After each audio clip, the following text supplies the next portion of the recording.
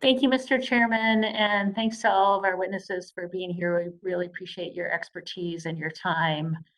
Um, you know, I represent a beautiful district in Washington State, and last November, my district experienced historic flooding that caused severe damage, loss of homes, businesses, livelihoods throughout our region. And we know that the flooding we've seen is going to happen more often.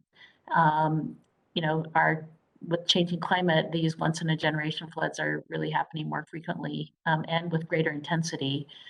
So I want to start off and ask you, Dr. Wilson, I know you have a lot of firsthand experience with flooding in your state as well, and wanted to ask you your thoughts about how the bipartisan infrastructure law can help really improve flood resiliency in our communities. Great question, Congresswoman. Here in Louisiana, since I've been secretary since 2016, I've closed every major interstate because of disaster, the vast majority of them because of flooding. My first year, we had a 500-year flood in March, a 1,000-year flood 3 months later. The investments in IIJA are going to actually follow a little bit of what the state's done, that we've invested $1.2 billion in a watershed initiative that's going to really deal with watershed management and resilience and mapping and modeling, so that local governing authorities can make the most informed science-based decision with regards to development, with regards to policies and procedures for how they permit developments in their communities. These dollars are going to continue the work of that one-time investment of $1.2 billion by creating a program within our formula funds, as well as providing some discretionary opportunities to address the areas that I know are going to be repeat events just in a 6-inch rain. We can have a 4 or 5 hour rain event here in Louisiana, and there are segments on my interstate that I know are going to flood.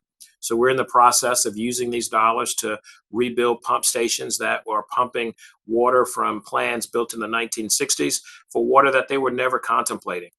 We're going to elevate some of those underpasses, provide some bridge structures, and of course, incorporate elevation efforts and other resiliency in all of the projects that we develop.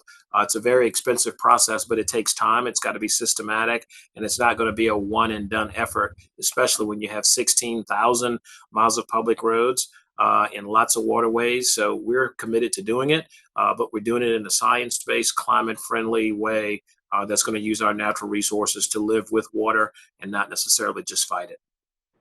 Thank you for that. And I think it's important that we think about it, how important it is to look at it regionally, given that it's not any one community alone. It's the collective set of communities that are impacted, and we have to make broad regional decisions.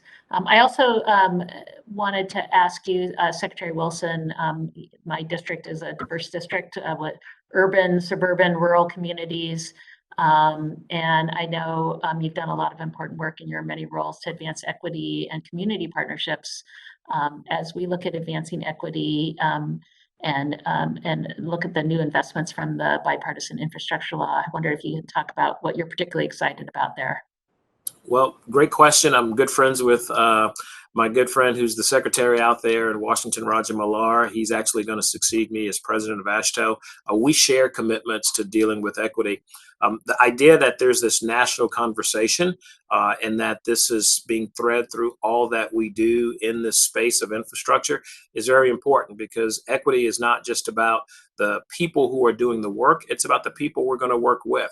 And so where IIJA can incentivize us to diversify our workforce, diversify the people who are doing the work within the departments of transportation, and diversify the benefits. Some of the reparative work that we're going to do with recreating and connecting communities and investing in things like transit and things like broadband, things that will have a long-term effect for those underrepresented populations, I think will go a tremendous distance in terms of leveling the playing field and really being equitable in the impacts of transportation.